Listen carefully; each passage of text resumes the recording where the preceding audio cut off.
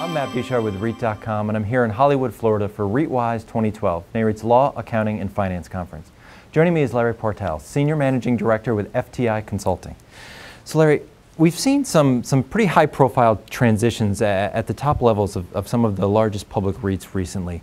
In your mind, how do REITs stack up in terms of their succession planning, and why is it so important for companies to have a defined plan in place? I think there's a clear realization in the REIT industry that in order to run the business adequately and properly and with a value proposition for shareholders, there needs to be the proper leadership in place. So certainly in the last 10 years or so, more REITs have woken up to the fact that they need a proper succession plan in place and that they need proper leadership for the next 10 or 20 years.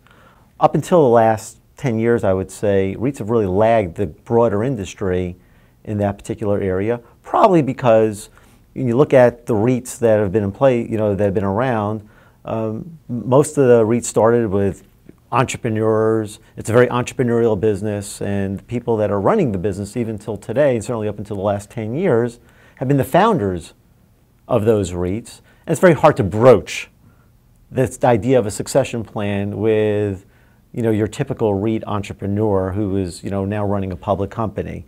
And looking more broadly across governance practices in the REIT industry, REITs have traditionally been viewed very favorably for their governance practices. In your opinion, have they maintained that reputation, and are there still some areas where perhaps the industry as a whole could still use some improvement?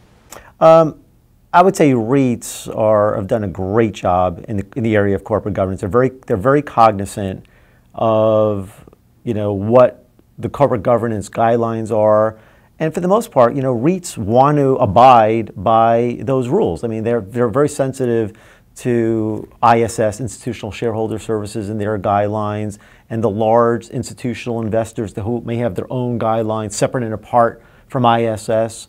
And they've done a great job, really, compared to the broader industry, still continue to do a great job in of themselves, but also compared to the broader industry in terms of in the area of corporate governance.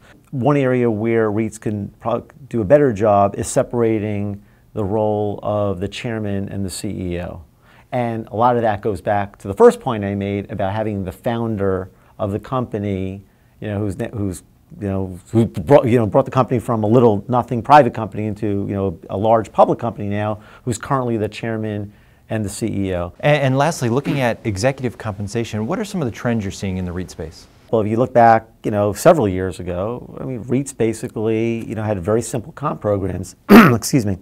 They had base salaries, they had discretionary cash bonuses, they had large stock awards that are basically were time vested, and probably, going back, 10 years ago, before stock options started to go a little bit out of vogue because of expenses and what have you, companies awarded large stock option grants.